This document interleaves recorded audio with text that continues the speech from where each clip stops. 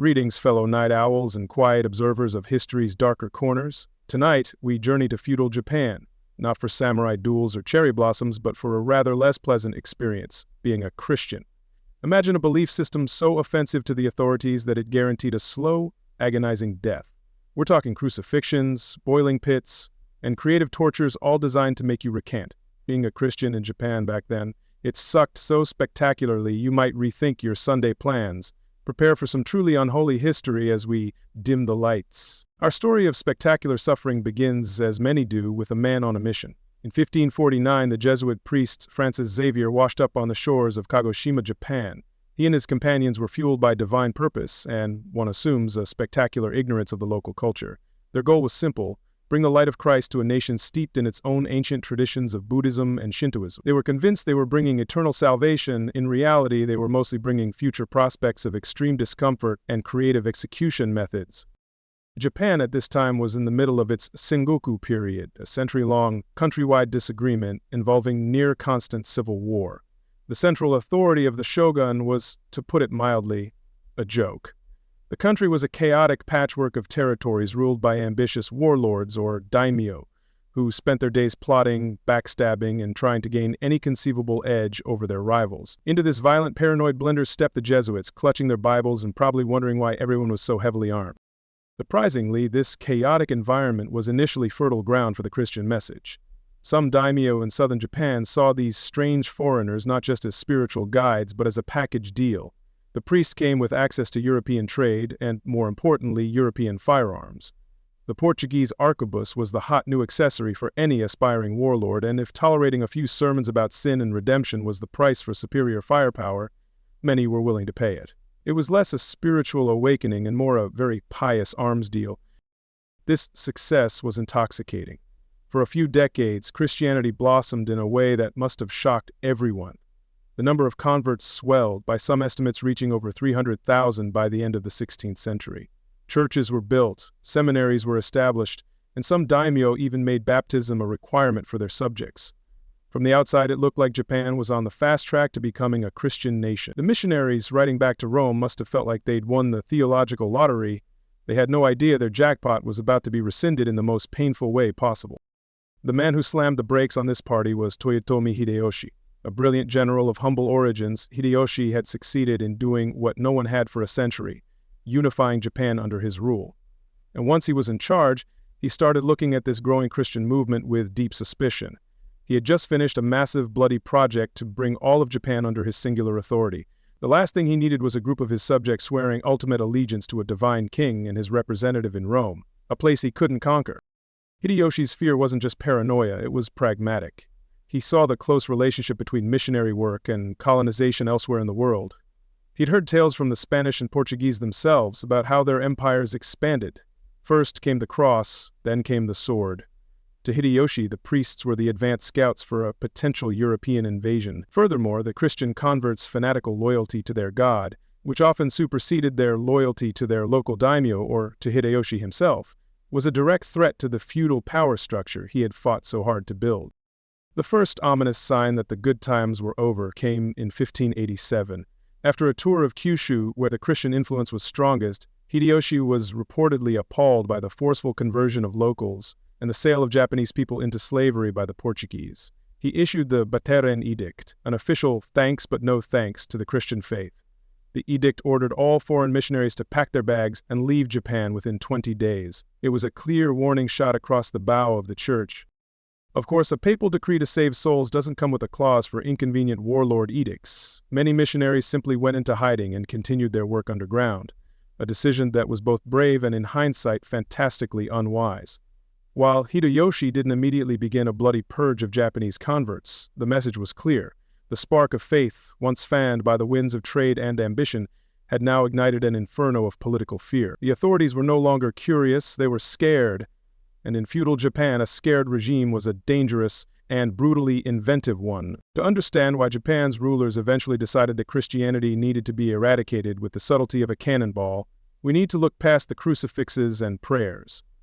The problem wasn't really about whether you should pray to Jesus or to Buddha. The problem was that the Christian God was an unwanted guest at the political dinner table, and he had a habit of telling everyone that their host, the shogun, wasn't actually in charge. For centuries, Japan had operated on a finely tuned, brutally enforced system of loyalty. At the top was the emperor, a divine but politically quiet figure. Below him was the real power, the shogun, the military dictator of all Japan. Beneath the shogun were the daimyo, the feudal lords, and under them, the samurai. Everyone knew their place. It was a rigid, top-down structure where absolute obedience to one's immediate superior was the oil that kept the machine from grinding to a bloody halt. Into this meticulously ordered society came a belief system that taught there was a higher power than the shogun, a single, all-powerful god who demanded absolute, exclusive loyalty. This wasn't just a new spiritual idea. It was a philosophical hand grenade, tossed into the heart of the Japanese power structure. It suggested that a peasant's soul was just as valuable as a daimyo's, and that all were ultimately accountable to an authority located somewhere in the heavens, and, more problematically, in Rome. This created an immediate and unacceptable conflict of interest. Who do you obey when orders conflict? Your lord, who holds the power of life and death over you in the here and now, or this distant foreign god whose representatives insist he is the ultimate king? For the men who had bled to unify and rule Japan, this was not a theological debate. It was a question of sovereignty, and they had no intention of sharing it. The missionaries, primarily the Portuguese-backed Jesuits and the Spanish-backed Franciscans, didn't help their own cause. They weren't just wandering preachers, they were citizens of Europe's most aggressive colonial powers. They arrived on the same ships that carried merchants and soldiers. To the sharp and cynical eyes of the Japanese leadership, the priest, the trader, and the conquistador all looked suspiciously like they were on the same team. Turns out, a foreign god often came with foreign ambitions. Who knew? This wasn't just paranoia. The Japanese had seen the pattern elsewhere. The Spanish had colonized the Philippines, a nation uncomfortably close to Japan, using the very same method. Missionaries first, to win the hearts and minds of the people, followed by soldiers, to win everything else. The Japanese rulers were students of history and geography, and they had no desire to become the next chapter in Spain's book of conquests. The link between faith and force was made terrifyingly explicit during what is now called the San Felipe incident in 1596. A Spanish galleon, the San Felipe, ran aground in Japan. While trying to intimidate the local authorities into protecting his cargo, the ship's pilot foolishly bragged about the power of his king. He allegedly explained that the Spanish method of empire building was to send in missionaries to convert the populace, creating a fifth column that would later support a military invasion. When word of this boast reached the regent Toyotomi Hideyoshi, it was the ultimate "I told you so" moment. His deepest fears were confirmed, straight from the horse's mouth. This single incident is seen as the direct trigger for the first major, state-perpetuated persecution. Hideyoshi's response was swift and brutal. He ordered the arrest of several Franciscans and their Japanese converts. The unwanted guests were about to get their first taste of official Japanese. This led to the infamous crucifixion of the 26 martyrs of Nagasaki in 1597. 6 European Franciscans, 3 Japanese Jesuits, and 17 Japanese lay Christians, including 3 young boys, were marched for weeks through the snow from Kyoto to Nagasaki. There they were crucified. A deliberately symbolic execution method as a horrifyingly public message to both Christians and the European powers that backed them. The warning was clear: your God cannot save you here. Beyond the threat of outright invasion, Christianity was also seen as a tool for internal disruption. The missionaries, particularly the Jesuits, were masterful political operators. They focused their efforts on converting the powerful daimyo, especially in the southern region of Kyushu. They understood that if you turn a lord, his people will often follow, either by choice or by decree. This created powerful Christian domains that were, in the eyes of the central government, becoming culturally and politically alien. These converted daimyo, in turn, received preferential treatment in the lucrative trade with the Portuguese. Access to European guns, cannons, and ships gave these Christian lords a significant military and economic advantage over their non-Christian rivals. This threatened to upset the delicate balance of power between the feudal domains, potentially leading the country back into the very civil war it had just escaped. The shogunate saw this as foreign meddling, using religion to arm and empower specific factions within their country. Further inflaming tensions was the Christians' absolute intolerance for Japan's native religions. Following their own doctrine, zealous converts and missionaries began destroying Buddhist temples and Shinto shrines, chopping down sacred trees, and desecrating religious icons. To the Japanese, this was not just an attack on idols. It was an assault on their ancestors, their local traditions, and the very fabric of their culture. It was astoundingly poor public relations and generated immense grassroots resentment. This behavior contributed to the image of Christianity as a fundamentally anti-Japanese religion. Buddhism had, over centuries, learned to coexist and blend with native Shinto beliefs. Christianity, however, was absolutist. It demanded the complete rejection of all other faiths. This refusal to assimilate or compromise was deeply unsettling to a culture that valued social harmony and the blending of traditions. Christianity wasn't just another path, it insisted it was the only path and that all others led to damnation. Perhaps the most glaring example of this foreign encroachment was the status of Nagasaki. For a time, this port city was effectively administered by the Society of Jesus. They collected taxes and held legal authority, making it a de facto Jesuit colony on Japanese soil. For the Shogun, the idea of a Japanese city being run by foreign priests was intolerable. It was the ultimate proof that the Christian mission was inseparable from a political takeover. The social implications were also radical and unwelcome. Christian teachings about the equality of all souls before God were a direct contradiction to Japan's rigid, hereditary class structure.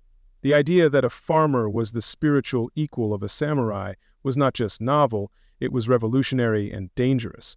It had the potential to undermine the entire social order that kept the samurai class in power. And then there was the deeply unsavory connection to the international slave trade. Portuguese traders were known to buy and sell Japanese people, sometimes captured in local conflicts and sold by converted daimyo looking to make a profit. While the church leadership sometimes opposed this, the link was there. The association of this new religion with the horror of Japanese people being shipped overseas as slaves was another massive black mark against it. When Tokugawa Ieyasu finally consolidated his power and established the Tokugawa Shogunate in the early 1600s, he inherited this festering problem. Initially, he was pragmatic, tolerating the foreigners for the sake of trade. However, a series of incidents, including a court scandal involving a high-ranking Christian samurai, convinced him that a permanent solution was needed. The final verdict was delivered in 1614 with a series of edicts that officially and completely banned Christianity from all of Japan. The document famously denounced the religion as a wicked and evil law that confuses the true religion and subverts the government. This was not a warning, it was a declaration of total war. The era of tolerance, however thin it had been, was definitively over. The edicts demanded the expulsion of all missionaries and the forced renunciation of faith by all Japanese converts. The machinery of the state was now fully geared towards one goal, the complete and utter extermination of the Christian religion from its soil. This policy was a direct precursor to the Sakoku, or closed country, policy, which would soon seal Japan's borders for over 2 centuries. The primary motivation for this extreme isolation was the desire to insulate Japan from the corrupting and destabilizing influence of the West, an influence they saw embodied in Christianity.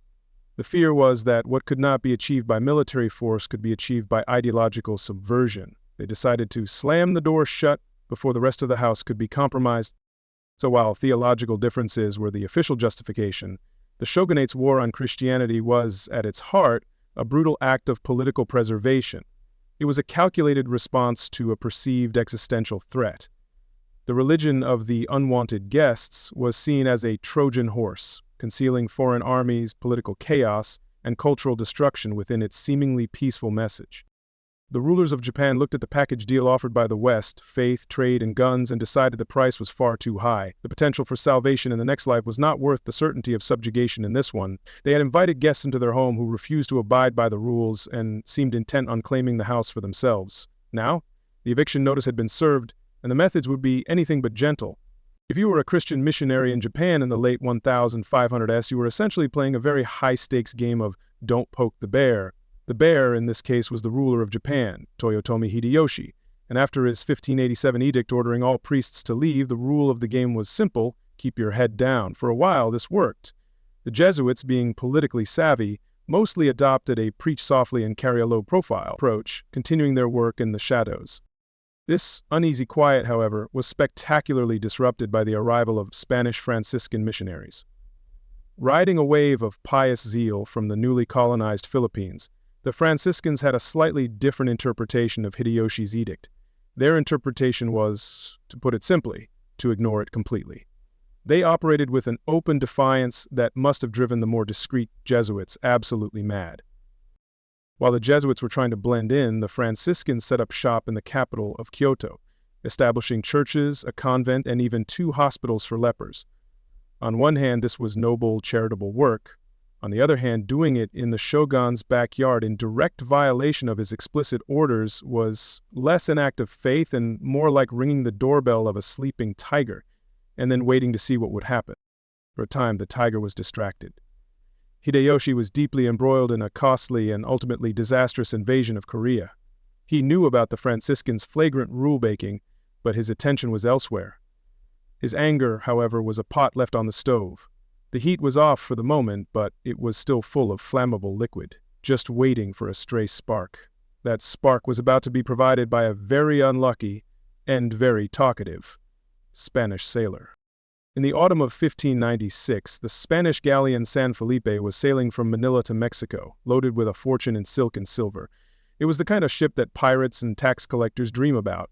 Unfortunately for its crew, it sailed straight into a typhoon, which battered the ship and blew it hopelessly off course, forcing it to seek refuge on the coast of Japan. This would prove to be a terrible career move for everyone on board. The damaged ship limped into the port of Yorado in Tosa province. The local daimyo, Chosokabe Motochika, did what any self-respecting feudal lord would do when a foreign treasure chest washed up on his shore. He seized it. The ship's captain, in a desperate bid to recover his cargo, sent his pilot to negotiate with the authorities, who had already informed Hideyoshi of this unexpected windfall. This is where things went spectacularly wrong. The pilot, in a moment of what can only be described as catastrophic arrogance, tried to intimidate the Japanese. He unrolled a map of the world, proudly pointing out the vast globe-spanning territories of the Spanish Empire. He wanted to show the Japanese that they were messing with a global superpower. Instead, he handed Hideyoshi's regime the exact piece of evidence it needed to justify a bloodbath. When a Japanese official, puzzled, asked how such a vast empire could possibly be assembled, the pilot delivered the fatal boast. According to the historical accounts, he explained that Spanish conquests were a simple, two-step process. First, the king sends missionaries to convert the local population. Then, once a significant number of converts are made, the king sends troops, who team up with the new Christians to overthrow the native government. When news of this conversation reached Hideyoshi, the pot on the stove boiled over instantly. This was the smoking gun. His deepest, most paranoid fears about missionaries being the advance team for a military invasion were, in his mind, confirmed. This wasn't a rumor or a suspicion anymore. This was an admission of strategy from the enemy itself. The time for passive-aggressive edicts was over. It was time to make a statement, written in blood. Hideyoshi's fury was immediate and absolute. His orders were simple: arrest the Franciscans in Kyoto and Osaka. They were the most visible, most defiant symbols of this foreign infiltration, and they had been personally named by the Spanish pilot. They were the ones who would pay the price for Spain's imperial ambitions and their pilot's incredibly loose lips. The roundup was swift. In December of 1596, 6 Franciscan missionaries were taken into custody. But Hideyoshi's net was cast wider. He wasn't just punishing the foreign priests, he was sending a message to their Japanese followers. The authorities also arrested 3 Japanese Jesuits and 17 Japanese lay Christians who had been associated with the Franciscans' work. This group was a cross-section of the Christian community. It included catechists, doctors, carpenters, and servants. The most famous among them was Paul Maki, a Japanese Jesuit from a noble family, renowned for his powerful sermons. He was joined by men who had served the Franciscans, dedicating their lives to the new faith. Most tragically, the group included 3 young boys. There was Ludovico Ibaraki, only 12 years old, Antonio Dainin, who was 13, and Tomaz Kozaki, the 14-year-old son of one of the other prisoners. Their inclusion was a particularly cruel statement. In the eyes of the state, there would be no exemption for age or innocence. Loyalty to the foreign god was a crime for all. The sentence was proclaimed. They were to be executed, but not a quiet, dignified beheading. The punishment was to be a spectacle of horror, designed to be seared into the memory of anyone who saw or heard of it. As a grotesque appetizer to the main event, the prisoners had a portion of their left ears sliced off, marking them publicly as condemned criminals. Thus mutilated, the 26 men and boys were paraded through the streets of Kyoto. A herald walked before them, proclaiming their crime. They had broken the regent's law, preached a forbidden religion, and for this, they were sentenced to die by crucifixion in Nagasaki. The show was officially on the road. What followed was a brutal death march. The prisoners were forced to walk nearly 800 kilometers from Kyoto to the port of Nagasaki, the heart of Christian activity in Japan. This journey took place in the harshest part of winter, a deliberate cruelty designed to maximize their suffering and the public display of their punishment As they trudged through the snow and freezing mud, they were a mobile cautionary tale. In every town and village they passed through, they were exhibited to the local populace. This wasn't just a punishment, it was a nationwide propaganda tour, demonstrating the reach and the wrath of the central government. It was a message to any aspiring Christian: this is your future. Remarkably, the prisoners reportedly endured this ordeal with incredible fortitude. Witnesses claimed they sang psalms and hymns as they walked. Paul Miki, even on this grim march, continued to preach to the crowds who gathered, not as a condemned criminal, but as an evangelist on his final mission. This spiritual defiance in the face of such abject misery likely only confirmed to the authorities that these people's loyalties were truly and dangerously elsewhere. The choice of Nagasaki as the final destination was no accident. It was the epicenter of the Christian faith in Japan, a city with a massive Christian population and a long history of missionary activity. To stage the execution there was to drive the stake not just into the bodies of the condemned, but into the very heart of the community they represented. Hideyoshi was taking the fight directly to their stronghold. On February 5, 1597, the exhausted prisoners arrived at their destination, Nishizuka Hill, a hill overlooking the city of Nagasaki. There, 26 crosses lay on the ground, waiting for them. A massive crowd had been gathered, a mix of horrified local Christians and grimly satisfied officials. The final act was about to begin. The method was a Japanese-style crucifixion. The victims were not nailed, but tied to the crosses. An iron shackle was placed around their necks, fastened to the wood to hold their heads in place. Once each prisoner was secured, the crosses were raised, one by one, and dropped into pre-dug holes, leaving them suspended before the silent crowd. Even in their final moments, the martyrs continued their defiance. They began to sing the Sanctus, Holy, Holy, Holy. The young boy, Ludovico Ibaraki, was seen asking which cross was his, and running to it with a joy that horrified and baffled the onlookers. Paul Miki, from his own cross, delivered one last sermon, proclaiming his faith and forgiving his executioners, including Hideyoshi himself. Then came the end. The sentence was not slow death by exposure. It was to be a swift, coordinated, and brutal finale. An executioner stood ready at each cross. On a given signal, they thrust their spears into the victim's sides, angled up and across through the heart. With a final spasm of agony, the lives of the 26 martyrs were extinguished. As the ultimate gruesome warning, the bodies were left hanging on the crosses for weeks, guarded by soldiers to prevent anyone from removing them for a Christian burial. They were left to rot in the open air, a festering, decomposing message to every person in Japan. The symbolism was as powerful as it was sadistic. Hideyoshi had taken the central image of their faith, the cross, and had turned it against them. He used their most sacred symbol as an instrument of state terror. It was an act of profound political and religious mockery, intended to demonstrate that his power on earth was absolute, and their God's power was non-existent. This event, the crucifixion of the 26 martyrs of Japan, was the first bloody chapter in a century of persecution. It was Hideyoshi's furious, definitive answer to the question of foreign influence. Far from crushing the faith, however, the spectacle on Nishizuka Hill created a powerful story of martyrdom that would fuel the resolve of Japan's underground Christians for generations. In his attempt to terrify them into submission, Hideyoshi had only given them their first saints. It was a masterful act of fury and a spectacular own goal. If Toyotomi Hideyoshi's persecution was a wildfire born of rage and gut instinct, the Tokugawa Shogunate's approach was a meticulously engineered blast furnace, designed for the sole purpose of melting a religion down to nothing. The man who lit this furnace was Tokugawa Ieyasu, the patient, cunning founder of a dynasty that would rule Japan for 2.5 centuries. Unlike his predecessor, Ieyasu wasn't prone to flashy displays of fury. He was a creature of cold, calculating policy. After winning the decisive battle of Sekigahara in 1600 and consolidating his power, Ieyasu initially took a surprisingly soft stance on Christianity. He understood that the lucrative trade with the Portuguese and Spanish was tied to the presence of their missionaries. For a time he was willing to look the other way, allowing the forbidden faith to persist as long as the foreign ships kept bringing silk, silver, and other valuable goods to his shores. Business, for a moment, trumped religious persecution, but this tolerance was built on a foundation of pure pragmatism, and the ground began to shift.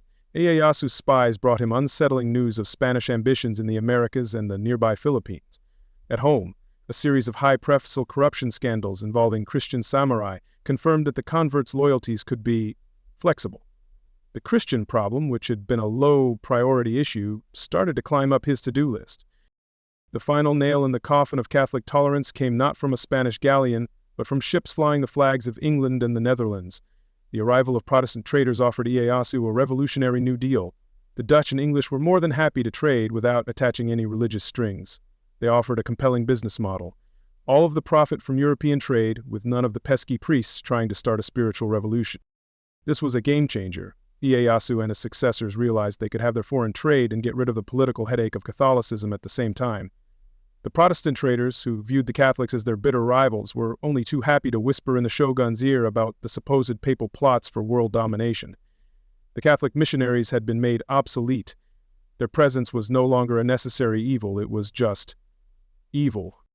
With a viable trade alternative secured, the Tokugawa regime moved to decisively end the Christian experiment in Japan. In 1614, the government issued its statement on the expulsion of the Bateran, the official nationwide ban on Christianity. This wasn't just another warning shot, this was a declaration of ideological war. The document itself is a masterpiece of state propaganda, a formal indictment against an entire worldview. The edict accused Christianity of being a wicked and evil law that had come to Japan to overthrow true doctrine so that they may change the government of the country and obtain possession of the land. It was framed as a direct and imminent threat to the nation's political and spiritual integrity. The gloves were officially off, and an iron fist was about to descend. The immediate orders were clear and absolute. All remaining foreign missionaries were to be rounded up and deported. Every last church, seminary, and chapel was to be torn down to its foundations, erasing the physical presence of the faith from the Japanese landscape. Most importantly, all Japanese converts, on pain of death, were commanded to renounce their faith and sever all ties to the foreign creed. This was a profound and terrifying escalation. The state was no longer just policing public behavior, it was now claiming jurisdiction over the private conscience. They weren't just banning a book or a ritual, they were banning an entire system of belief. The government was asserting that your very soul was its property, and it would not tolerate any competing claims of ownership. The initial phase of the crackdown focused on these visible targets. Priests who hadn't fled were hunted down, and the grand churches of Kyoto and Nagasaki were demolished. But the shogunate quickly ran into a predictable problem. When you make a religion illegal, it doesn't just vanish, it goes underground. The hunt for Christians was no longer about finding buildings, but about finding believers hiding in plain sight. This required a new, more insidious type of government machinery. To lead this new phase of the hunt, the shogunate established a special office, a new branch of the government with a chillingly specific purpose. This was the office of the Kirishitan Bugyo, which translates roughly as the Commissioner for Christian Affairs. It was, in effect, Japan's Ministry of Inquisition, a bureaucratic body whose sole job was to devise and implement strategies for uncovering and eliminating hidden Christians. The man chosen to be the first great Inquisitor General was Inoue Masashige. He was a terrifyingly effective choice for one simple reason. He was himself a former Christian who had apostatized. He knew the religion from the inside out. He understood the prayers, the symbols, the secret gestures, and the community structures. He was the ultimate poacher turned gamekeeper, and he pursued his new duties with the chilling zeal of a convert. Under Inoue, the hunt became systematic. Realizing the government couldn't watch everyone all the time, they decided to make everyone watch each other. They established a formal reward system, posting public notices across the country that turned the act of informing into a profitable enterprise. It was a grim national lottery where the prize was your neighbor's life. The rewards were tempting, paid out in gleaming silver coins. The highest price, a small fortune, was for turning in a foreign priest. But you could also get paid handsomely for identifying a brother, a catechist, or even a regular member of the flock who was secretly harboring the faith. Your family's financial future could be secured by simply listening at your neighbor's wall for the faint sound of a forbidden prayer. This system was brutally effective when combined with the existing ganengumi, or five-family group system. These were neighborhood units where every 5 households were held collectively responsible for the actions of each member. If a single Christian was discovered in a group, the entire group, all 5 families, could face severe punishment, even execution. It weaponized social cohesion, turning it into a tool of state terror.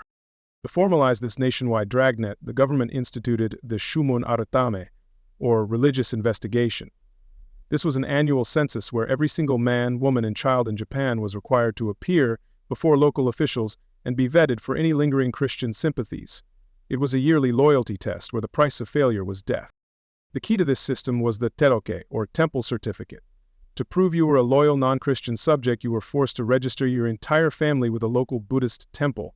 The temple would then issue a certificate confirming you were a member in good standing. Without this piece of paper, you had no official existence. You were an outcast, a non-person, and a suspected Christian. This forced registration placed the Buddhist temples in the uncomfortable position of being the frontline administrators of the persecution. The shogunate had cleverly outsourced its religious policing to the very institutions that had been Christianity's rivals, ensuring their cooperation while making them complicit. Of all the tools developed by the shogunate's iron fist, the most infamous was the Fumi-e. The term literally means stepping on picture. It was a small plaque, usually made of bronze or wood, bearing a carved image of Jesus Christ or the Virgin Mary. Its purpose was simple and psychologically devastating. The Fumi-e ceremony was a public ritual of apostasy. In towns and villages, especially in areas with a history of Christian activity, all residents would be gathered. One by one, they would be forced to step onto the sacred image in front of officials. It was a simple, physical act designed to signify a profound spiritual betrayal. The true horror of the Fumi was its elegance as a test. A devout Christian would view the act of trampling on an image of their Savior as an unforgivable sin. Any hesitation, a tremor, a tear, a flicker of fear in the eyes, these were the telltale signs the officials were looking for. The act was designed not to break bones, but to break the will. The paranoia of the hunt trickled down into every aspect of daily life. Officials began searching for Christian symbols everywhere. A pattern on a kimono that vaguely resembled a cross could lead to an interrogation. The way a roof was tiled or a piece of pottery was decorated could be interpreted as a sign of hidden faith. It was a witch hunt where the witch's marks were hidden in plain sight. Children became a key tool of interrogation. They were seen as the weak link in a family of secret believers. Officials would separate children from their parents and question them using sweets and toys as bribes to coax out information about their family's private prayers or any hidden religious items. By the mid-1600s, the Tokugawa regime had perfected its system. It was a multi-layered machine of terror, combining bureaucratic bookkeeping, informant networks, social pressure, and psychological torture. It was arguably the most thorough and ruthlessly efficient system for the complete eradication of a belief system ever devised by a pre-modern state. From the government's perspective, it was a stunning success. The visible Christian church in Japan had been utterly annihilated. The missionaries were dead or deported, the communities were scattered, the iron fist had come down, and it appeared to have crushed the Christian faith into dust. The hunt was seemingly over. But the story of Christianity in Japan doesn't end there, for even as the shogunate celebrated its victory, the ghost of the faith still lingered. Underneath the floorboards of this new, ruthlessly enforced orthodoxy, a small flame was secretly being kept alive. The era of the Kakure Kirishitan, the hidden Christians, was about to begin, proving that an iron fist can crush a body, but it can't always extinguish a belief. Of all the miserable experiences the Tokugawa Shogunate engineered for its Christian subjects, none was more psychologically brilliant, nor more spiritually grotesque, than the invention of the Fumi-e. It was the solution to a tyrant's problem. When a belief you despise has gone into hiding, how do you drag it out into the light? The answer was not with swords or with fire, but with a simple, elegant test of the soul, a final exam where the only two grades were apostasy or death. The term Fumi-e translates with chilling simplicity to stepping on picture. The object itself was usually a small plaque, cast in bronze or brass, or sometimes carved from wood. On its surface was a depiction of Jesus Christ, typically on the cross, or of his mother, the Virgin Mary. It was a sacred icon, an object of veneration for any believer. The shogunate's genius was in realizing that the most sacred object could be repurposed into the most effective tool of terror. The logic was as simple as it was diabolical. A true, devout Christian, taught that their Savior was the Son of God, would find the act of physically treading upon his image to be an unbearable act of blasphemy. A non-believer, or a believer whose survival instinct outweighed their piety, would perform the act to save their own skin. It was, as the saying goes, a small step for a man, but a giant, soul-crushing leap into an existential crisis. This is what made the Fumi-e such a unique and refined form of torture. Its primary goal wasn't to inflict pain on the body, but to inflict maximum agony on the spirit. It was an assault on the conscience, a public and undeniable act of betrayal that would haunt a person for the rest of their days. It was a way to make people participate in their own spiritual destruction. and that was a torment far more lasting than a simple beating. The Fumi-e plaques themselves were often objects of a dark and terrible beauty. Many of the finest bronze plaques were crafted by expert metalworkers in Nagasaki, the very heartland of Japanese Christianity. There is a deep and troubling irony in the fact that so much skill and artistry was poured into the creation of these instruments of oppression. Each one was a small, well-made key designed to unlock a person's deepest loyalties. The images chosen were, of course, deliberate. The crucifixion was a favorite, forcing a believer to place their foot upon the image of their God at his most vulnerable and sacred moment. Images of the Madonna and Child were also common, transforming an icon of maternal love and divinity into a stumbling block of damnation. The shogunate understood its enemy's iconography and knew exactly which images would cause the most spiritual pain. Over the decades, these plaques became physical records of the persecution. The original images, trod upon by the feet of thousands upon thousands of people year after year, began to wear down. The face of Christ, the hands of Mary would be smoothed away by the relentless pressure of sandals and soles. The wear and tear on the metal was a silent testament to the immense weight of the fear and compromise that had passed over it. The ceremony itself, known as Ifumi, was a masterpiece of public humiliation. It was typically held annually, often at the beginning of a new year, in a public building or a local Buddhist temple. The entire community would be summoned. No one was exempt. Men, women, the elderly, even children who were old enough to walk, were all required to line up and perform the ritual. Faith, or the lack thereof, was now a mandatory civic duty. Imagine the scene. You stand in a silent, shuffling line with your family and neighbors, people you've known your entire life. At the head of the room sit the grim-faced officials, a magistrate and his clerks, with armed guards standing by. On the floor, laid carefully on a piece of cloth, is the Fumi-e. It seems to radiate a cold energy in the quiet room, and you know that in a few moments, it will be your turn. You watch the person ahead of you walk forward, lift their foot, and place it on the plaque. You see the subtle mixture of relief and shame on their face as they are waved through by the officials. Then, you are called. You walk forward, your footsteps echoing in the silence. All eyes are on you. Your family's fate, your very life, depends on this single, simple motion. The officials were not just passive observers, they were trained interrogators. They became experts in the nonverbal language of faith and fear. They watched for the slightest sign of hesitation, a trembling leg, a averted gaze, a muttered apology to the heavens. They were looking for what they called guzamono, the slow and clumsy ones whose reluctance betrayed the presence of a guilty, Christian conscience. For those who performed the act without pause, there was a moment of dizzying relief. You had passed the test. You would live to see another day. You would be handed your temple certificate, your official proof of non-Christianity. But this relief was immediately followed by a wave of shame. You had publicly denied your God to save yourself. You would have to live with that knowledge, and so would everyone who saw you do it.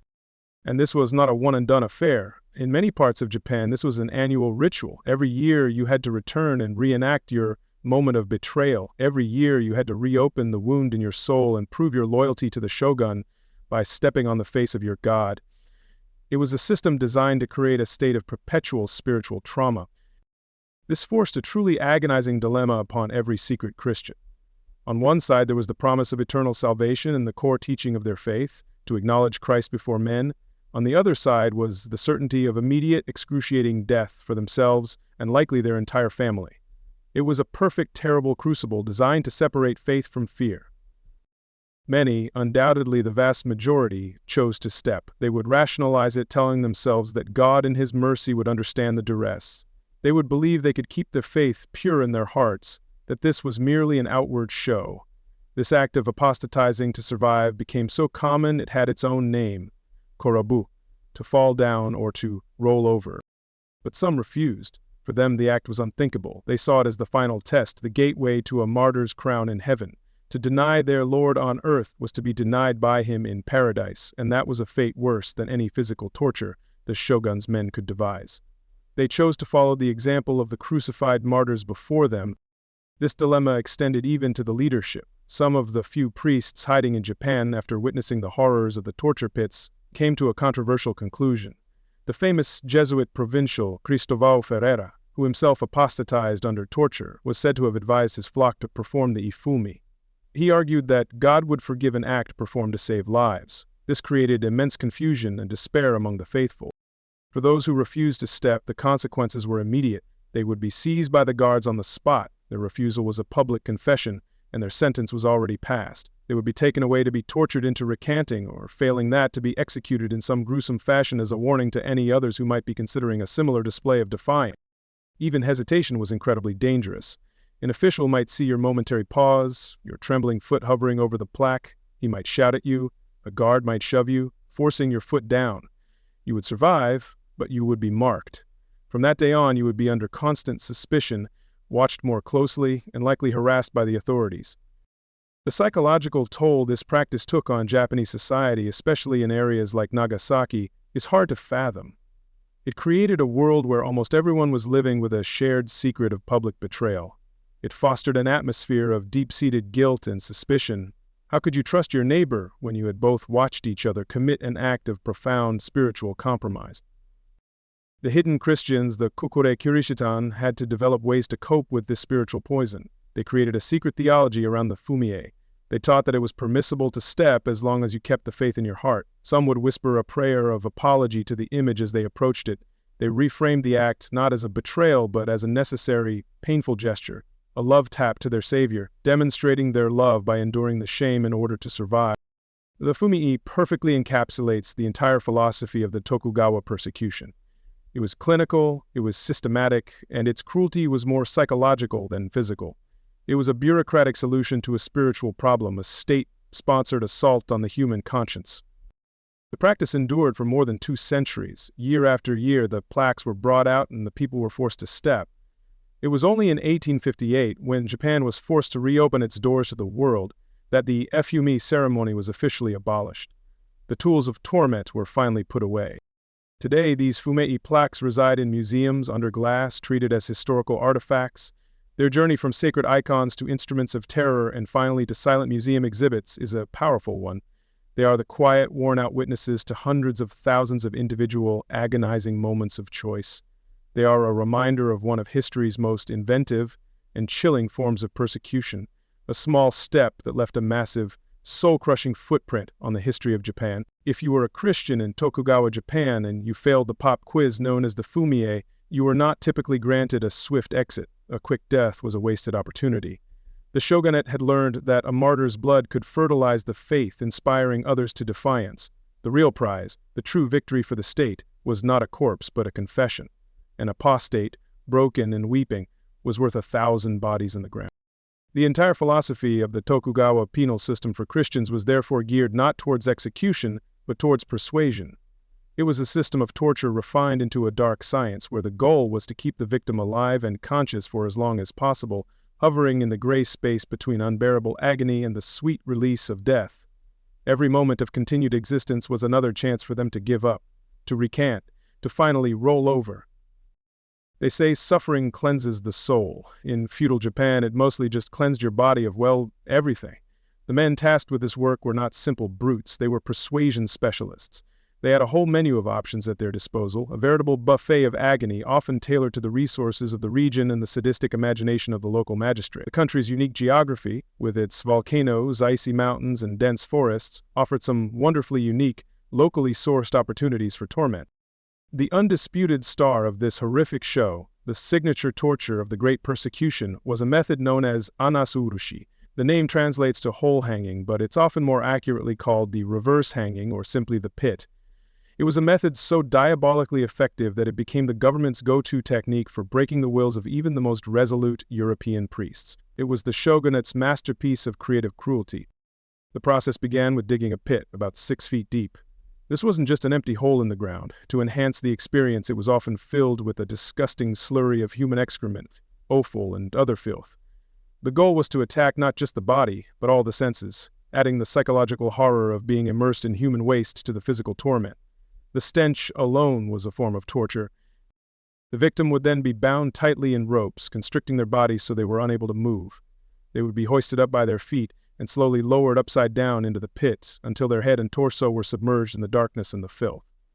This inversion immediately sends blood rushing to the head, creating immense throbbing pressure inside the skull. The feeling is one of your own head trying to explode. But here is where the true genius of the method comes in. To simply let the victim's head explode from the pressure would be inefficient. A fatal stroke would end the process too quickly. so the torturers would make a small, precise cut on the victim's temple or forehead. This was not mercy. This was a pressure release valve, allowing blood to slowly drip out, preventing a quick death and thereby prolonging the agony for days on end. Hanging there, upside down in the dark, enveloped in a nauseating stench with your head pounding and blood dripping down your face, you would be left to contemplate your faith. To make recanting easy, the torturers would often leave one of the victim's hands untied. All they had to do was make a simple gesture, a sign that they were ready to give up, and the torment would cease. It was a constant, accessible temptation in a world of pure misery. The Anazurushi was so brutally effective that it famously broke the will of the Jesuit provincial himself, Cristobal Ferreira, in 1633. After 5 hours in the pit, the leader of the Jesuit mission in Japan gave the signal. His apostasy was a massive propaganda victory for the shogunate. It sent a devastating message to the remaining flock. If even their great European leader could be broken, what hope did they have? If you were unfortunate enough to be captured near Nagasaki, you might get to experience the scenic horrors of the Unzen volcanic fields. Here, the earth itself became an instrument of torture. The area was dotted with natural hot springs, pools of boiling, sulfur-rich water that the locals called jigoku, or hells. The shogunate decided to make that name literal. Once again, a quick death was not the goal. Victims were not simply thrown into the boiling pools. That would be far too merciful. Instead, officials would use long ladles with slots or holes in them to scoop up the fiercely hot acidic water. Slowly, methodically, they would pour the scalding liquid over the bound victim's body. Each ladleful would cook the skin and muscle, a wave of unimaginable pain that would recede just enough to allow the victim to scream and beg for it to stop. Then would come the next ladleful, and the next, a slow roasting process that could go on for hours or days. The choice was always there. Renounce your God, and the water stops. On the other end of the temperature spectrum was the creative use of Japan's harsh winters.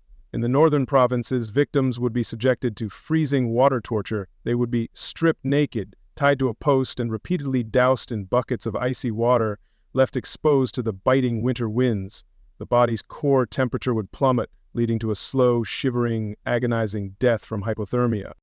Another popular cold weather activity was to force Christians to lie down in frozen rivers or bury them up to their necks in snow and leave them to freeze. The initial searing pain of the cold would eventually give way to numbness as frostbite set in, followed by the slow, sleepy shutdown of the body's functions. It was a quiet and deceptively gentle way to die in agony. And for those who enjoyed variety, the torturers would sometimes alternate between extremes. A session with the boiling water ladles might be followed by a roll in the snow, a shocking jolt to a system already screaming with pain. This thermal shock was yet another way to break down a person's physical and mental resistance, pushing them ever closer to the breaking point. When the more elemental and exotic tortures failed to produce the desired result, the authorities could always fall back on the classics of good old-fashioned mutilation. Branding was a popular choice. A prisoner's face might be seared with a hot iron, marking them with the Japanese characters for Kirishitan, ensuring that even if they survived and recanted, they would carry the mark of their shame for all to see. For the truly stubborn, there was flaying. This involved the slow and careful removal of the victim's skin, either in long strips or, for the true artist of agony, all in one piece. The pain is, by all accounts, beyond the limits of human description, and death from shock, blood loss, or infection was almost a certainty. A less lethal, but still excruciatingly painful method was to focus on the fingers. Sharp, needle-like splinters of bamboo would be hammered under the fingernails, a simple technique that produced blinding pain. If that failed, they would move on to crushing the fingers and toes one by one with hammers, or simply chopping them off joint by joint. For high-profile priests or leaders who refused to break, a particularly grim fate awaited them, death by bamboo saw. The victim would be buried up to their neck, their head immobilized. Then, 2 executioners would use a coarse, dull bamboo saw to slowly, laboriously saw through their neck. It was an intimate and profoundly personal way to kill someone, taking hours of shared, agonizing effort. The Japanese also imported some European classics, like burning at the stake. They applied their own unique flair to it, however, preferring a slow burn with a low fire to prolong the suffering. A particularly nasty variation was the mino dance, where the victim was dressed in a traditional straw raincoat, or mino, which was then set ablaze, forcing them to dance in agony as the flames consumed them. It is crucial to remember that throughout every second of these horrific procedures, the victim was being constantly talked to. The torturers would be in their ear, a constant, nagging voice of temptation. "It can all stop," they would say. "Just make the sign, say the words. Say you renounce this evil creed. We will give you medicine, we will give you food, just give up." And yet, despite this truly hellish arsenal of persuasion, many did not break. Thousands of Japanese Christians endured days of unspeakable torture, holding on to their faith until their bodies finally gave out. Their stories of incredible endurance, passed down in secret, became the bedrock of the hidden Christian communities, proof that the human spirit could sometimes be stronger than the state's most vicious tools. But many others did break. Under the pitiless pressure of the Anazurushi or the scalding ladles of Unzen, they gave the signal. They uttered the words. Their public recantations were paraded by the government as great victories, demoralizing the remaining believers and proving that their faith was, in the end, breakable. The sheer variety and methodical nature of these tortures reveal a chillingly rational and bureaucratic mind at work. This wasn't the random violence of a mob. This was a calculated, state-ponensive research and development program into the mechanics of pain and despair. It was a system that made faith not just a matter of the soul, but a choice that would be tested in the most direct and physically devastating ways imaginable. In the Shogunate's grand and horrifying theater of pain, some of the most memorable performances took place on a stage provided by Mother Nature herself. If you were a Christian captured in the region around Nagasaki, you might be sentenced to a special kind of excursion, a one-way trip to the scenic and seismically active Mount Unzen. This wasn't a reward for good behavior, it was a journey into a place the locals already called Jigoku Hell. Mount Unzen, then as now, is a place of breathtaking, contradictory beauty. It's an active volcano, a landscape of lush green slopes, stunning vistas, and serene mountain air. But puncture that serene surface and the Earth's inner violence bubbles up. The area is famous for its geothermal activity. Steaming fissures scar the ground, the air is thick with the overpowering, rotten egg smell of sulfur, and pools of water boil and churn with subterranean fury. For the officials of the Tokugawa Shogunate, Unzen was a gift. Why go to the trouble and expense of building a dedicated torture chamber when the earth itself had already provided one, complete with dramatic steam effects and a distinctive, brimstony aroma? It was a cost-effective and chillingly practical solution to their Christian problem. They saw a natural wonder and decided it would make an excellent open-air abattoir. The location was also hideously convenient. Unzen is situated on the Shimabara Peninsula, a stone's throw from Nagasaki, which was the undisputed epicenter of Christianity in Japan. When the authorities rounded up suspected believers, they didn't have to transport them across the country. A short, brutal march up the mountain paths would bring them directly to the gates of this natural hell, a local solution for a problem the authorities saw as a deeply ingrained local infection. So welcome to the Unzen Hot Springs, nature's very own spa retreat, just with slightly more agonizing consequences for your body and eternal soul. Here, the goal wasn't relaxation or rejuvenation. The primary objective of any treatment at Unzen was to persuade the guest to renounce their faith. It was a place of last resorts and final chances where you could trade your God for a blessed release from unimaginable pain. On arrival, the condemned Christians would be greeted by a scene straight out of a medieval painting of the apocalypse. The ground would be stained yellow with sulfur deposits, plumes of steam would hiss from cracks in the rock, and the air would be a cocktail of volcanic gases, and soon, the screams of the dying. The prisoners, bound and exhausted, would be forced to watch as the first treatments of the day began. The Shogunate's persuasion specialists at Unzen knew that simply tossing a person into a boiling pool was messy and, more importantly, far too quick. A swift death accomplishes nothing when your goal is to produce a terrified, weeping apostate whose testimony can be used to demoralize others. The key was to control the agony, to draw it out, to make it a slow, conversational process. Their tool of choice for this delicate work was the yugeri, a long wooden ladle with holes or slots cut into its base. An official would stand by one of the boiling pools, scoop up a ladle full of the superheated acidic water, and approach the bound victim. The holes in the ladle were the crucial innovation. They ensured the water wouldn't be a single heavy splash, but a shower of scalding droplets, maximizing the surface area of the burn. The water was then poured, slowly and deliberately, over the victim's body.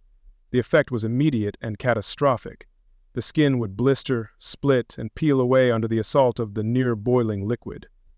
It was, in effect, a method of cooking a person alive, one agonizing ladleful at a time. It was a slow, meticulous deconstruction of the human body. The pacing of the procedure was everything. After each application of the boiling water, there would be a pause. The torturers would let the wave of searing pain wash over the victim, letting it recede just enough for them to process the agony. In that dreadful, gasping silence, the question would come, calm and reasonable. Will you renounce your faith now? Just say the word and it all stops. We have medicine, we can help you. And the water at Unzen had its own special properties. This wasn't just clean, boiling water, it was a highly acidic brew, saturated with sulfur and other volcanic minerals. This meant that it didn't just burn the flesh, it chemically attacked it. The wounds were not clean burns, they were corrosive injuries, far more painful and almost impossible to heal from should one somehow survive. The soundscape of Onzen during these times must have been the stuff of nightmares. Underlying everything was the constant primordial noise of the earth itself, the gurgling of the boiling pools, the hiss of steam vents, the low rumble of the volcano. Layered over this was the sound of the torturers, their calm, methodical voices asking the same question again and again. And cutting through it all, the high, piercing screams of those undergoing treatment, a human counterpoint to the fury of the earth. This was not a private affair. The tortures were a public spectacle, a form of psychological warfare waged against the entire Christian community. Other prisoners would be lined up and forced to watch, awaiting their turn. They had to witness their friends, their parents, their children being slowly scalded to death. The goal was to break their spirit before their own turn even came, to show them the utter futility of resistance. The officials orchestrated this theater of cruelty with a chilling expertise. They were not just torturers. They were directors in a passion play of their own devising. They knew how to use the screams of one victim to weaken the resolve of the next. They understood the power of showing, not just telling, what the consequences of stubborn faith would be. The impossible choice presented at Unzen was a microcosm of the entire persecution. Do you endure this literal hell on earth, this searing, skin-stripping agony for the promise of a paradise in the next life? Or do you give in, utter the words of recantation, and accept the blessed, instantaneous relief from the pain, even if it means damning your soul for eternity? To make the choice even more gut-wrenching, officials often targeted families as a unit. They would understand that the fastest way to break a parent's will was to begin the torture on their child in front of them. The sound of their own child's screams was a lever of persuasion more powerful than any physical pain they could inflict on the parent directly. It was a monstrous exploitation of the most basic human bond. The smell of the Unzen jigoku during these persecutions would have been unforgettable. The sharp, acrid stench of sulfur was the baseline, but mingling with it was the sickeningly sweet and fatty odor of cooking human flesh. It was an aroma that would cling to the air, a constant reminder of the grisly work being done. For those who refused to break, who endured every ladleful of boiling water with prayers on their lips, death would eventually provide a release. They would succumb to the pain, the shock, the catastrophic loss of bodily fluids. But even in death they were often denied dignity.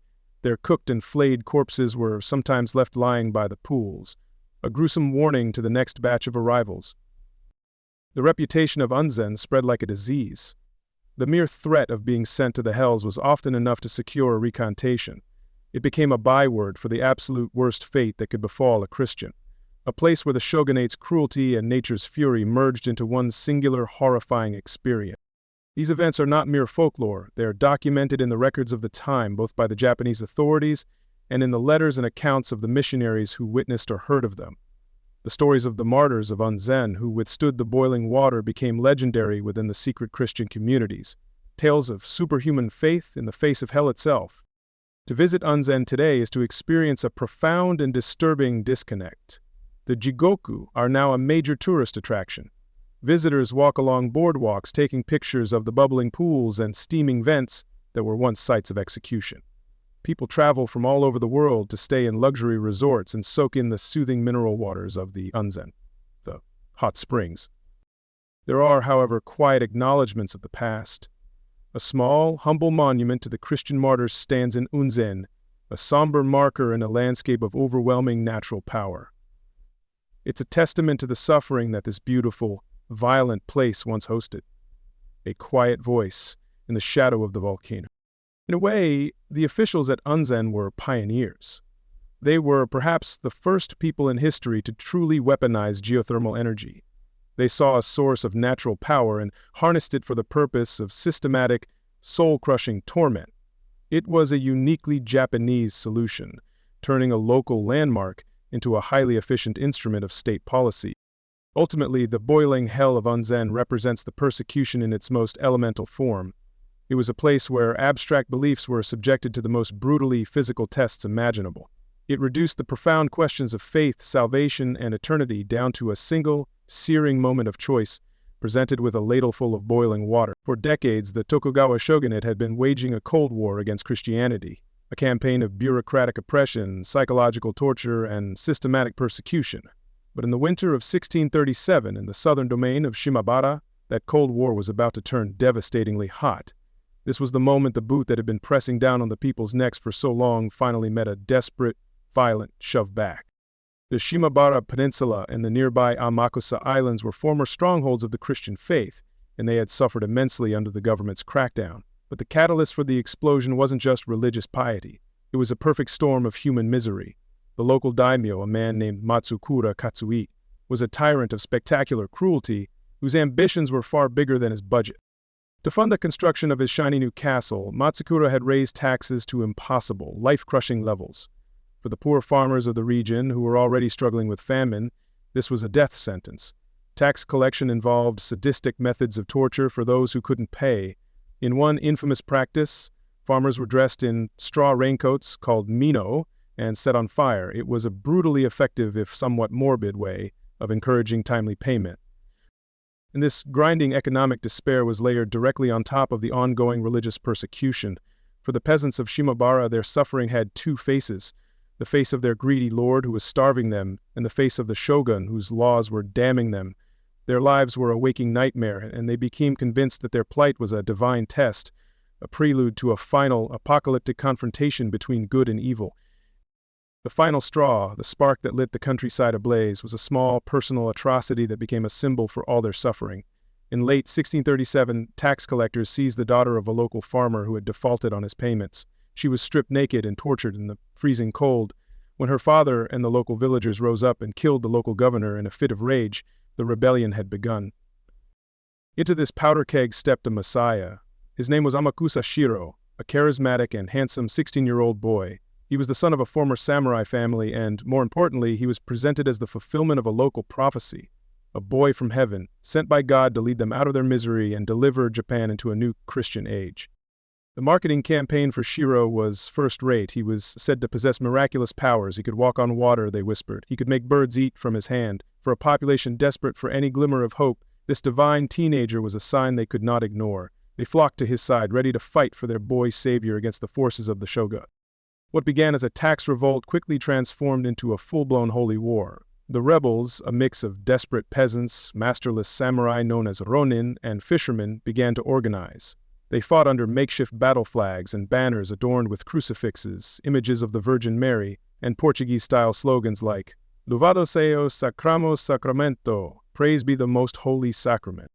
In the initial weeks, a series of what could only be described as miracles occurred.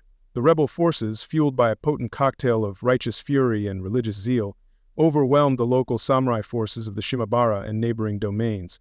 They sacked towns, raided storehouses, and besieged the castles of their oppressors. For a brief, intoxicating moment, it seemed that God was, in fact, on their side. But the leaders of the rebellion were not fools. They knew their luck wouldn't last. They could not hope to defeat the full might of the Tokugawa Shogunate in open battle.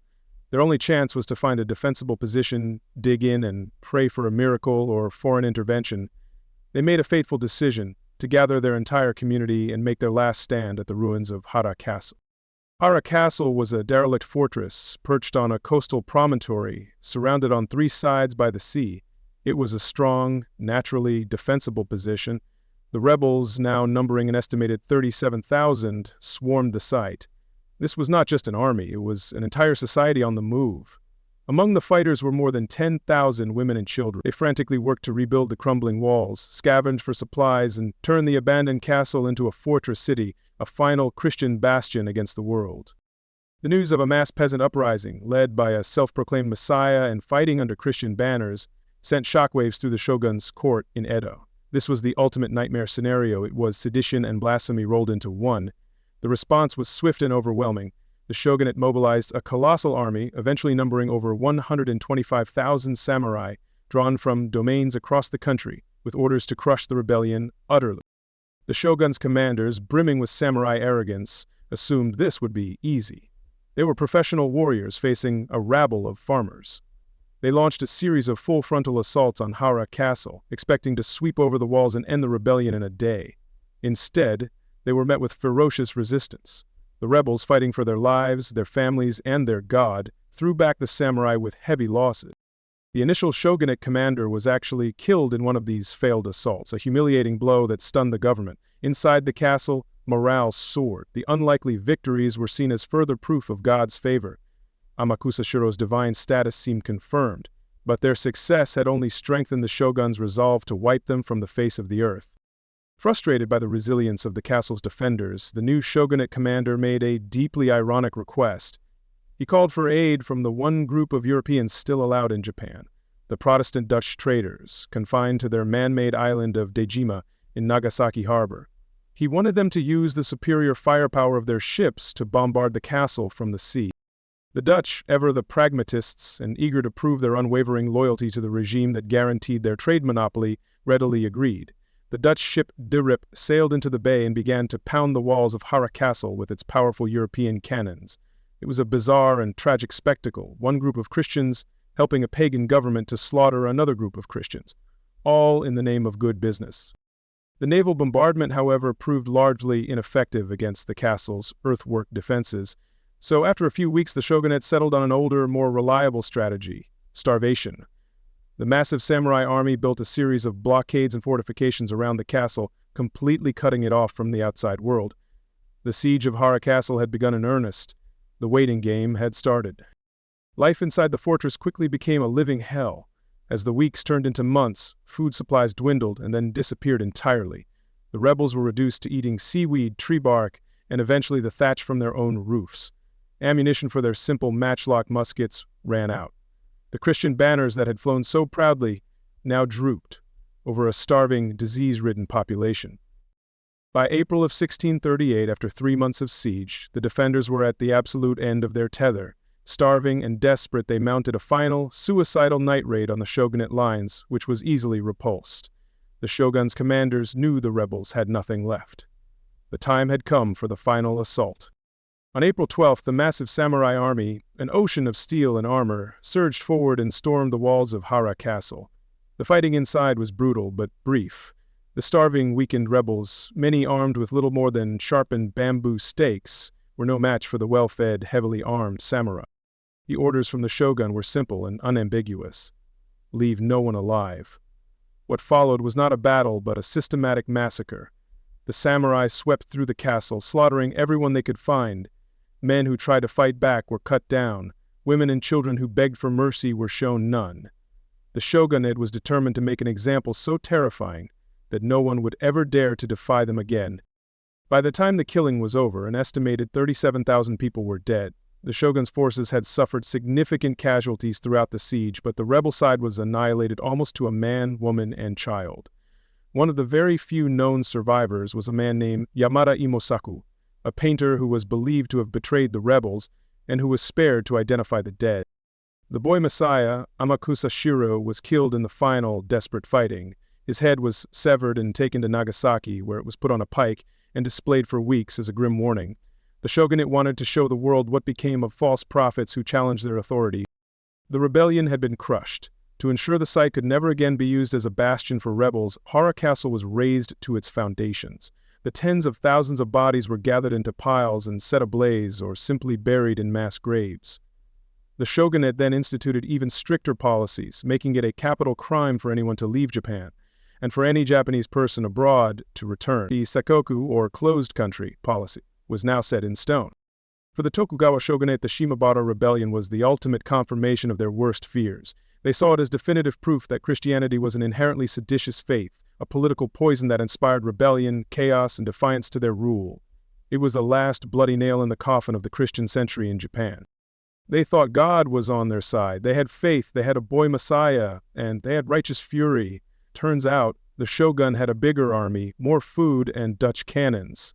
The desperate, tragic stand at Hara Castle was a spectacular failure, and in its ashes, the faint glimmer of hope for Japanese Christianity was finally and brutally extinguished for the next 250 years. After the volcanic eruption of violence that was the Shimabara Rebellion, the Tokugawa Shogunate took a long, hard look at their Christian problem.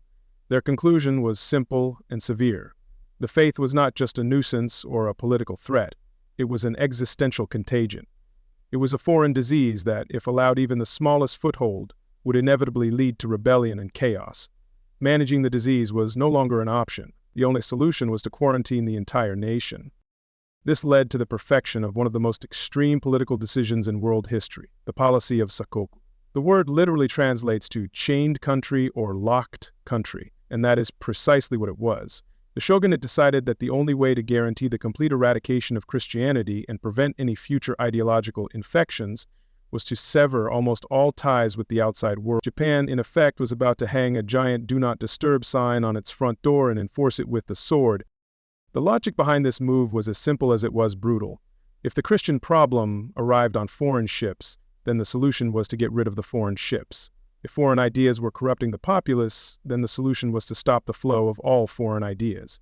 The fear of colonial ambition and religious subversion had become so all-consuming that the shogunate opted for a kind of national self-imprisonment. It was the ultimate overreaction, a political decision born from sheer terror. So you start by getting rid of the Christians inside your country, and when you realize they might have friends outside, you get rid of everyone else too. Efficiency. This wasn't a single law, but a series of increasingly draconian edicts passed in the 1630s, with the Shimabara Rebellion providing the final bloody exclamation point. The shogunate was about to ghost the entire planet. The first rule of this new, isolated Japan was simple: nobody gets out. It was made a capital offense for any Japanese subject to leave the country for any reason whatsoever. Any attempt to do so was punishable by immediate execution. The shogunate was effectively building a nationwide prison wall, and everyone was inside it. The second rule was the logical follow-up: nobody who is already out gets back in. Any Japanese person who happened to be overseas, be they a trader, a sailor, or a student, was permanently exiled. If they dared to return to their homeland, they would be arrested and put to death without trial. Their knowledge of the outside world was now considered a dangerous contamination that could not be allowed back into the pristine, controlled environment of Japan. Rule number 3. Almost no foreigners get in. The Portuguese and the Spanish, seen as the primary carriers of the Catholic plague, were banned completely and forever. Any of their ships appearing in Japanese waters were to be attacked and destroyed on sight. If any of their sailors washed ashore from a shipwreck, they were to be executed. The welcome mat had been officially replaced with a minefield. To enforce the no-leaving rule, the shogunate implemented a fourth, rather clever policy. They banned the construction of large ocean-going ships.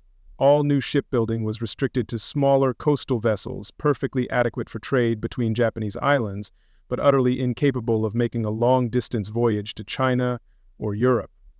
It's hard to run away from home when you're only allowed to own a tricycle.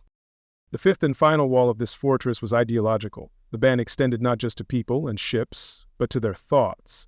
The importation of foreign books was strictly forbidden, especially any books related to Christianity, Western science, or political philosophy.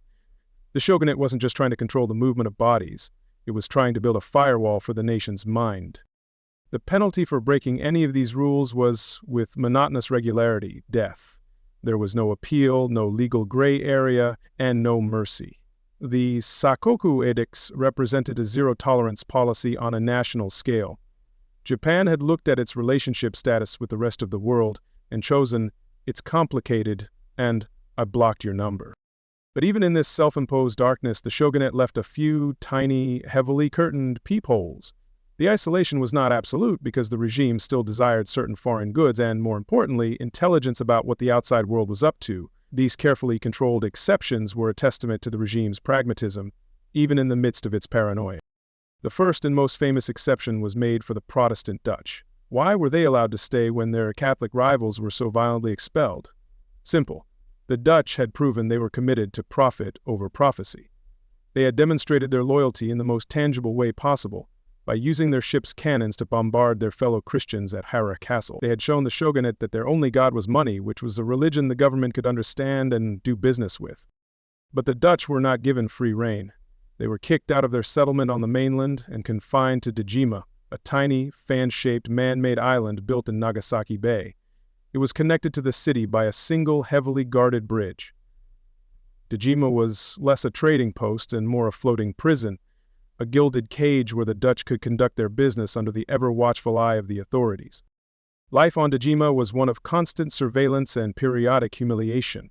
The handful of Dutch traders who lived there were subjected to intrusive searches and endless regulations. During their compulsory annual visits to the Shogun's court in Edo, they were often forced to perform foolish songs and dances or pretend to be drunk, all for the amusement of the court and to reinforce their status as harmless, buffoonish barbarians. It was the price they paid for their trade monopoly. The only other group allowed a similar privilege was the Chinese, who were also granted limited trading access through a specific walled-off quarter in Nagasaki. They, along with the Koreans who had diplomatic ties, were seen as less of a theological or colonial threat than the Europeans. These two tiny windows, the Dutch at Dejima and the Chinese in their compound, became Japan's sole, heavily filtered conduits for all foreign goods, news, and knowledge for the next 200 years. From the Tokugawa Shogunate's perspective, the Sakoku policy was an overwhelming, unqualified success. It achieved its primary goal. The threat of foreign invasion disappeared. The Christian problem was driven so deep underground that it effectively vanished from public life. The policy ushered in over 2 centuries of peace, stability, and internal order, a period that would become known as the Great Peace of the Edo period. Freed from the distractions of foreign wars and religious conflict, Japanese culture flourished in a kind of insulated incubator. Distinctive art forms like ukiyo woodblock prints, the dramatic theater of kabuki-no, and the philosophical warrior code of Bushido were all refined and perfected during this long period of introspective calm. The downside, of course, was stagnation. While Japan was perfecting the tea ceremony, the outside world was undergoing a series of radical transformations.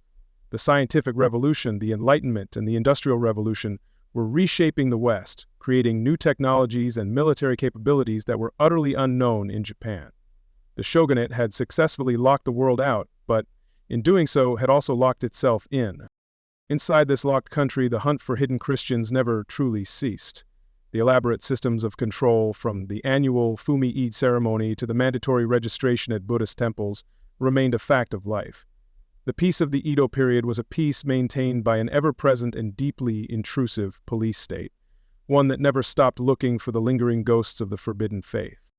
Japan effectively became a time capsule. Its society was frozen in a kind of late feudal state, a world of samurai, shoguns, and sword-makers. While European powers were building steamships and rifled cannons, Japan was perfecting the art of flower arranging. This self-imposed isolation, designed to protect Japan from foreign domination, was ironically leaving it completely technologically defenseless against that very threat. The rude awakening would not come until 1853, when the American Commodore Matthew Perry sailed a fleet of steam-powered warships, his Black Ships, into Edo Bay. He brought with him cannons and technology that made Japan's samurai armies look like historical reenactors. He had a letter from the President of the United States, and he made it clear that he would not take no for an answer. The chained country was about to be forcibly unlocked. The Sakoku policy, born from a deep-seated fear of a foreign religion, stands as one of the most audacious and extreme experiments in national policy ever attempted. It was the final, spectacular act in the shogunate's long and brutal war on Christianity. Having decided they could not win the argument, they chose to simply leave the conversation, slam the door, and pretend for the next 2 centuries that nobody else was home. The Tokugawa Shogunate had won, or so they thought. The rebellion was crushed, the country was sealed off from the world, and the Christian faith in Japan had been officially declared extinct. The government had conducted the most thorough, brutal, and systematic purge of a religion in its history, and from their perspective in Edo, the job was done. But they were wrong. The faith had not been destroyed, it had simply become invisible. For the next 250 years, Christianity in Japan would continue to exist as a ghost. It haunted the remote islands and coastlines around Nagasaki, hiding in plain sight, passed down in secret from parent to child. These were the Kakure Kirishitan, the hidden Christians, and their story is one of the most remarkable tales of religious survival in human history. They were the ultimate secret society, but with more prayer and less world domination. Their challenge was immense. How do you maintain a forbidden faith in a nation that has become a perfectly engineered police state designed specifically to hunt you down? You have no priests to guide you, no Bibles to read, no churches to gather in. Your only tools are your memory, your family, and your wits. The Kakure Kirishitan chose a third path. Beyond martyrdom or apostasy, the path of deception. The first rule of their survival was to be a model citizen. On the surface, every hidden Christian was a devout Buddhist. They were dutifully registered with their local temple, they paid their dues, and they participated in public festivals. They maintained their temple certificates, the government's official "not a Christian" loyalty card, with meticulous care. Outwardly, they were indistinguishable from their neighbors. But their greatest act of camouflage was a stroke of theological genius. They disguised their veneration of the Virgin Mary by hiding her within the image of a Buddhist deity. They created or obtained statues of Kannon, the Buddhist goddess of mercy, and secretly worshipped them as statues of Mary. A statue of Kannon holding a child was, in their hearts, Mary holding the infant Jesus. It was a perfect disguise, hiding their most beloved saint in plain sight. These Maria Kannon statues were often cleverly designed.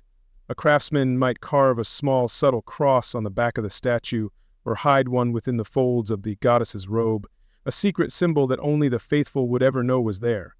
To the casual observer or the prying government official, it was just another Buddhist idol in a country full of them. This principle of hiding the sacred within the mundane extended to all aspects of their lives. A simple bamboo carving of a man with a fishing net might be revered as St. Peter. A pattern on a teacup could contain a hidden cruciform design. Their faith wasn't confined to a single object. It was atomized and woven into the very fabric of their daily existence, making it almost impossible to detect. In their homes, many families maintained a nando, a hidden room or a small secret closet. This was their private chapel, the heart of their hidden faith. Inside, they would keep their most precious and secret religious items, a Maria Kannon, a tattered remnant of a rosary, or a small hand-carved cross. Here, away from the watchful eyes of the shogunate, they could be themselves. This life of deception required them to participate in the annual Fumi-e ceremony, the ritual trampling of a sacred image. For the Kakure Kirishitan, this was an agonizing but necessary act. They developed a theology that allowed for it, whispering prayers of apology to the image before they stepped on it, and performing secret rituals of penance afterwards. It was a painful compromise they made to protect their families and their community. The faith survived not as a movement of individuals, but within these tight-knit, isolated communities. They were concentrated in the Goto Islands and the rugged coastlines near Nagasaki, places where the original missionaries had been most successful and where the terrain offered a degree of isolation. Secrecy was paramount. Children were taught the secret faith from a young age and sworn to silence. Marrying an outsider was strictly forbidden, as it posed the single greatest threat to the community's survival. Living for centuries without priests or Bibles inevitably had a profound effect on the religion itself. With no trained clergy to provide guidance and no written texts to provide a foundation, their beliefs began to change. It was like a game of theological telephone that lasted for 2.5 centuries. The faith, passed down orally from one generation to the next, began to mutate. Each community had a leader known as the chokata, or headman. It was his job to remember and recite the prayers and stories that formed the core of their faith. These prayers, the orasho, were the garbled, Japanized remnants of the Latin and Portuguese prayers taught by the original missionaries. Ave Maria might become Ame Maria, might become Pater Nosteru, might become Pateru no Sutru. The sounds were preserved with devotional accuracy, but over time the literal meaning was often lost, transforming the prayers into a kind of mystical, sacred chanting. Inevitably, their beliefs began to blend with the religions they were forced to publicly practice. The result was a unique syncretic faith, a mixture of Christian doctrine, Buddhist ritual, and ancient Shinto folk traditions. A hidden Christian might pray for the intercession of a saint one moment, and then make an offering to an ancestor at a Buddhist altar the next. They continued to practice the sacraments, but in their own adapted forms. Baptism was a central rite, performed by the village elder with fresh water from a sacred spring. Confession without a priest to grant absolution became a ritual of listing one's sins to the community leader. The Eucharist, impossible without consecrated bread and wine, was replaced by a shared meal of rice and fish, eaten while remembering the Last Supper. Over time, their entire cosmology evolved. The Christian god Deus became Deus Usema. The saints and angels were incorporated into a pantheon that included local deities and ancestral spirits. They were no longer practicing the Roman Catholicism of their ancestors. They were practicing a new, uniquely Japanese folk religion that had grown from its seed. For 250 years, the world knew nothing of them. The Catholic Church assumed its mission in Japan had been a tragic and complete failure. The Kakure Kirishitan were a perfectly kept secret. Then, in 1853, the world came crashing back in. Commodore Perry's black ships forced Japan to open its borders, and foreign missionaries were once again allowed into the country. In 1865, a French Catholic priest named Bernard Petitjean built a church in Nagasaki, the first in over 2 centuries. On March 17th of that year, a group of nervous Japanese peasants approached him after Mass. One of the women, named Yuri Sugimoto, leaned in and whispered to the stunned priest. Her group, she said, had the same heart as him. To verify that he was a true priest and not a government spy, she asked him 3 questions that had been passed down through her community for generations. Do you honor the Great Mother, Maria Sama? Do you obey the great chief of the Kingdom of Rome, the Papa Sama? And the final crucial question, are you married? When the astonished priest answered yes, yes, and no, the visitors broke down in tears. They revealed that they were the descendants of the original Christians, and that there were tens of thousands more living in secret all around Nagasaki. For the Catholic Church, it was a moment of stunning revelation. A church they had thought long dead had miraculously, impossibly survived. This revelation of the believers, however, triggered one final convulsive spasm of violence from the government. The ban on Christianity was still technically in effect, and this sudden coming out led to the arrest and torture of several thousand hidden Christians before pressure from Western nations finally led to the establishment of religious freedom in Japan in 1873. When the dust settled, a painful choice emerged. Many of the Kakure Kirishitan, overjoyed to be reconnected with their roots, chose to rejoin the global Catholic Church. They were re-educated in correct doctrine and abandoned the syncretic practices their ancestors had developed to survive, but a significant number refused. To them, the new Catholicism brought by the foreign priests felt alien.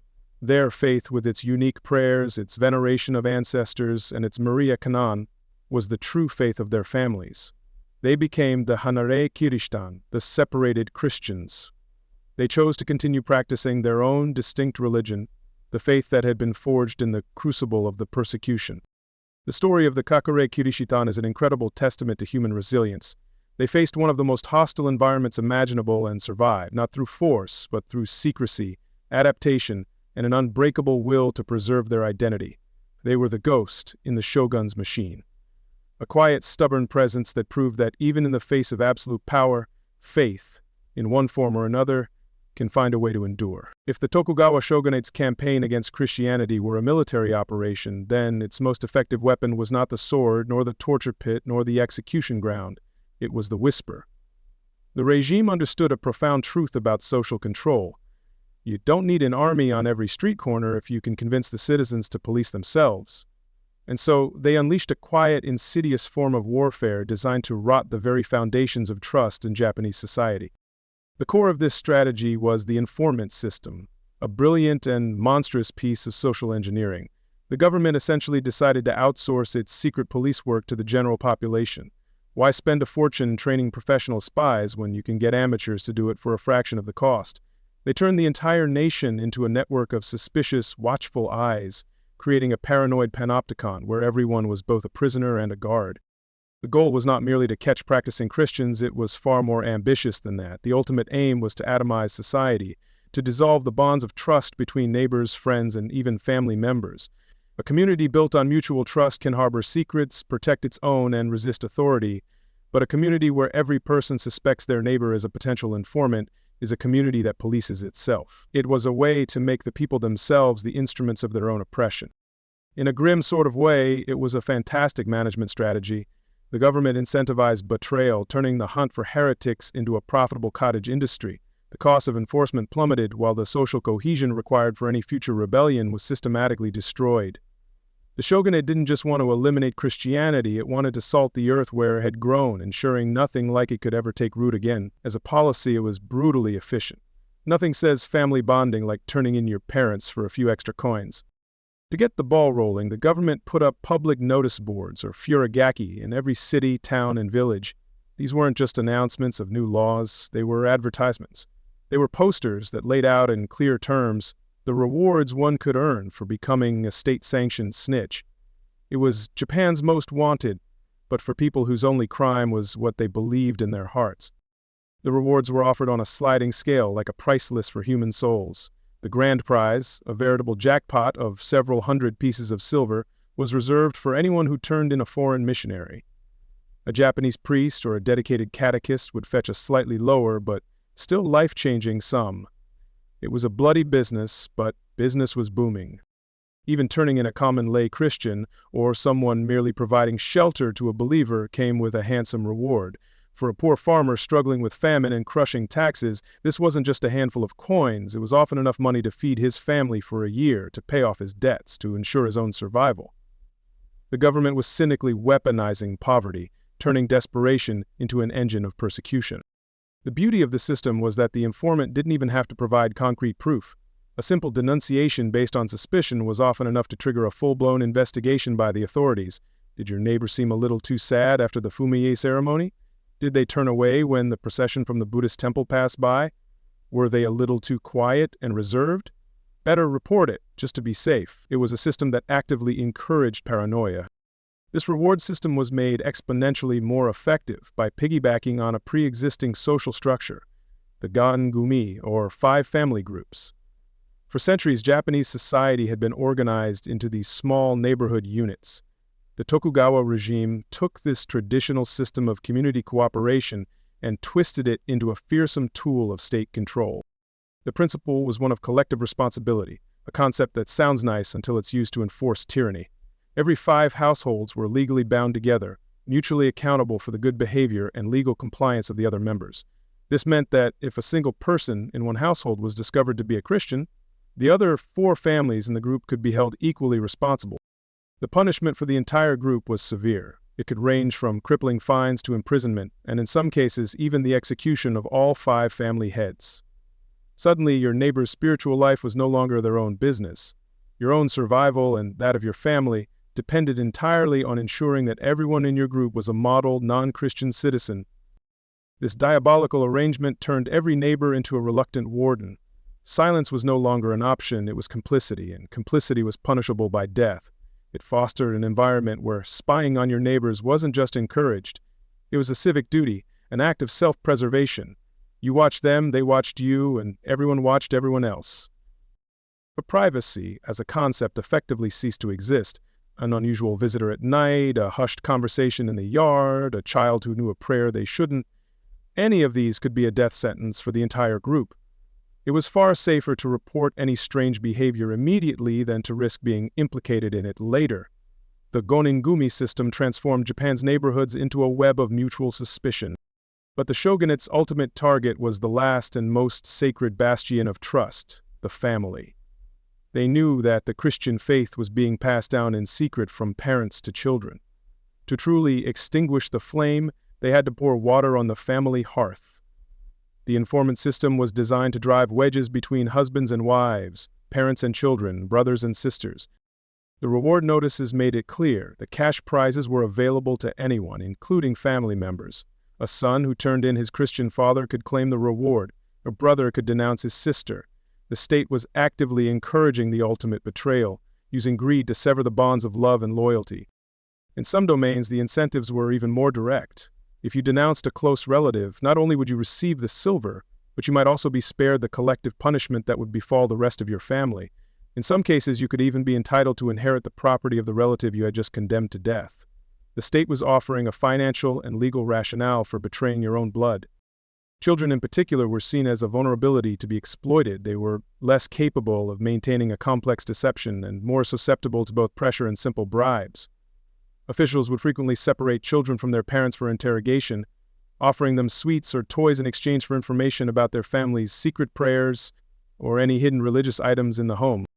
The psychological pressure this created within a family is difficult to even imagine. Parents had to live with the constant fear that their own child might innocently betray them. A child might learn that their beloved parents were engaged in a secret criminal activity that could lead to the torture and execution of everyone they loved. It forced parents to lie to their children, and children to carry secrets that no child should have to bear. The historical records are filled with the tragic, if poorly detailed, consequences of this policy. There are accounts of families torn to pieces, of children whose testimony led to their parents being burned at the stake, of wives who denounced husbands to save themselves. The system was designed to break the family, and it often succeeded with horrifying efficiency. This multi-layered system of informants, rewards, and collective responsibility achieved its goal. It created an atmosphere of pervasive fear that atomized society. It left individuals feeling isolated and vulnerable with no one to trust and nowhere to turn for support. The only entity you could safely place your trust in was the state and its authority. The lasting social damage was immense. The habit of suspicion, of watching your neighbors, of being guarded in your speech and actions, became deeply ingrained in the culture. Even after the persecutions faded, the social scars left by this system of institutionalized mistrust remained. The shogunate's war on the human heart was, from its own cold-blooded perspective, a success. They couldn't be everywhere at once, so they made everyone their deputy. They fought their holy war not with armies, but with whispers over a garden fence, with the lure of silver coins, and with the terrifying threat of collective punishment. It was a quiet, insidious, and devastatingly effective form of terror that proved you don't need to break a person's bones if you can first break their trust in everyone they love. For 2.5 centuries, Japan had been a time capsule, a nation deliberately frozen in time while the rest of the world lurched forward into modernity. The Tokugawa Shogunate's Sakoku policy, its chained country decree, had been brutally effective. But in the mid-19th century, the outside world, now armed with steam power and industrial might, decided to come knocking. And it wasn't going to take no for an answer. In 1853, the American Commodore Matthew Perry sailed a squadron of steam-powered warships into Edo Bay. These black ships, belching smoke and bristling with cannons far superior to anything in the Shogun's arsenal, were a shocking, terrifying sight. It was less a diplomatic visit and more a science fiction invasion. The message was clear. The days of Japan's self-imposed isolation were over, whether they liked it or not. Under the threat of this overwhelming force, the shogunate reluctantly signed a series of treaties with the United States and other Western powers. These unequal treaties forced Japan to open several of its ports to foreign trade and allow foreign nationals to reside there. The Great Wall of Sakoku, which had stood for over 200 years, had been breached. The world was flooding back in. With the foreign traders and diplomats came a familiar and, for the Japanese government, a deeply unwelcome group, the Christian missionaries. Under the new treaties, they were permitted to re-enter Japan, but only for the purpose of ministering to the new foreign communities. The old laws banning Christianity for Japanese citizens and prohibiting any attempt at proselytizing were still very much in effect. From the perspective of the Catholic Church in Rome, this was a return to a place of profound historical tragedy. They believed their faith had been completely and utterly extinguished in the great purges of the 17th century. Their new mission was a somber one, to build chapels for French silk traders and American sailors, with little to no expectation of ever finding a Japanese convert. They were building on what they thought was barren ground. In the newly opened port of Nagasaki, the historic heartland of Japanese Catholicism, a French priest from the Paris Foreign Mission Society named Bernard Petitjean oversaw the construction of a new church. Completed in 1864, the beautiful Ura Church was dedicated to the 26 martyrs of Japan, who had been crucified on a nearby hill in 1597. It was a monument to a faith the world believed was long dead. Father Petitjean assumed, quite reasonably, that the Japanese locals who peered curiously at his strange Gothic-style building were just intrigued by the novelty of Western architecture. He had no idea that among those onlookers were people whose ancestors had been martyred on that very hill, and who had kept the faith alive in secret for 7 generations. The moment that changed everything came on March 17, 1865. A small, nervous group of peasants from the nearby village of Urakani entered the church. They approached the altar where Father Petitjean was praying. One of the women, a leader of the group named Yuri Sumimoto, leaned close to the priest and whispered, "The words that would shake the Christian world, the hearts of all of us here are the same as yours." The stunned priest could scarcely believe what he was hearing. To ensure he was not a government spy, the woman then asked him 3 questions, a secret oral tradition passed down for over 250 years as a way to identify a true Catholic priest. "Do you honor the Great Mother, Maria Maha?" she asked. "Do you obey the great chief of the Kingdom of Rome, the Papa Niera? And finally, do you live a life of celibacy?" When the bewildered Petitjean answered yes to all 3 questions, the floodgates opened. The peasants, weeping with joy, revealed their secret. They were Christians. Their families had kept the faith hidden through centuries of persecution, and they were not alone. There were, they claimed, tens of thousands more scattered in secret communities throughout the islands and villages around Nagasaki. The news was an absolute bombshell. It was a story of impossible, miraculous survival that electrified the Christian world. A church that had been mourned as dead for centuries had, like a ghost, just walked out of the shadows and introduced itself. It was a testament to a level of faith and resilience that was almost beyond comprehension. The Tokugawa government, however, did not share the world's romantic view of the situation. They were appalled. This public reemergence of their oldest and most hated enemy was a direct, flagrant violation of the nation's most fundamental laws. The dusty 17th century anti-Christian edicts were still on the books, and the old guard of the samurai bureaucracy intended to enforce them. Western treaties be damned. Just when the hidden Christians thought it was finally safe to come out into the sun, the Japanese government said, "Surprise, still illegal." What followed was the last great convulsion of the old persecution, a final furious backlash against the people of Urokami who had dared to reveal themselves. This tragic episode would become known as the Urokami Yoban Kujor, or the Fourth Urokami Persecution. Beginning in 1867, the government initiated a massive roundup. They arrested thousands of men, women, and children from the Urokami Valley, the very community that had made first contact. Entire families were dragged from their homes by samurai officials, their brief moment of hope turning into a familiar nightmare. This time, however, the punishment was not immediate execution. Instead, over 3,400 of the captured Christians were sentenced to exile. They were packed onto ships and scattered across the country, sent to remote, cold, and hostile domains. There they were subjected to forced labor, starvation, and torture, all with the familiar goal of forcing them to renounce their faith. The conditions of the exile were horrific. Hundreds died from disease, exposure, and brutal treatment. It was a tragic and pointless echo of the tortures of centuries past, a last gasp of the old regime's cruelty. One group of exiles was held in a freezing, poorly ventilated prison where many died from a combination of frostbite and suffocation. But this time, something was different. The world was now watching. The Western powers, who had forced Japan to open its doors, had diplomats on the ground. They were horrified by this barbarous persecution, which flew in the face of the civilized image Japan was trying to project. Letters of protest were sent, threats were made. The persecution was becoming a major international public relations disaster. The timing could not have been worse for the Japanese government. In 1868, the Tokugawa Shogunate collapsed, and a new, reform-minded government took power under the Emperor Meiji. The Meiji Restoration was all about rapidly modernizing Japan to compete with the West. The last thing this new government needed was to be seen as a backwards, brutal regime that tortured its people for their beliefs. Under intense and sustained diplomatic pressure from the United States and Europe, the Meiji government finally relented.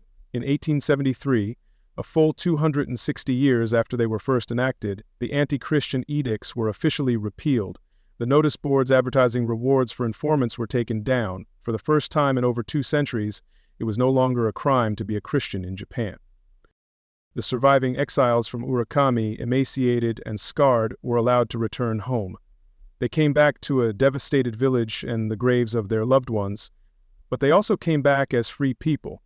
Their long, multi-generational nightmare was finally over. This newfound freedom, however, brought with it a new and painful dilemma. As the global Catholic Church re-established itself in Japan, the hidden Christians were faced with a choice. Many chose to rejoin the fold, eagerly relearning the correct Latin prayers and abandoning the unique, blended rituals their ancestors had developed for survival. But others found they could not. Their faith had changed too much over the long centuries of isolation. The new Catholicism of the foreign priests felt alien to them. Their traditions, their Japanized prayers, and their veneration of ancestors had become their true faith.